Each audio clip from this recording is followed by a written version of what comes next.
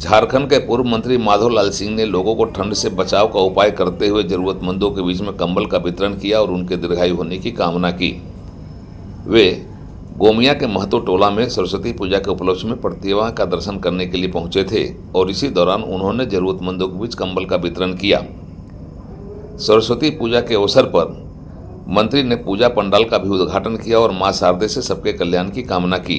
उन्होंने कहा कि मानवता की सेवा सबसे बड़ी सेवा है और हमें खुद के जीवन को धन्य करने के लिए मानवता की सेवा करने के लिए आगे आना चाहिए। कार्यक्रम में कंचन देवी, गुड़िया देवी, फोनवा देवी, सुधा देवी, बसंती देवी, बुनिया देवी, रजिया देवी, मालवा देवी, अमर सोनी, राजकुमार यादव, अंकुश भंडारी, पंकज राम, वकील अहमद, हेमंत यादव, छोटू रवानी, विवेक यादव, जमील अख्तर, दीपक कुमार, राहुल यादव, मनोज, धर्मेंद्र भंडारी, द्वारिका रवानी आदि शामिल हुए।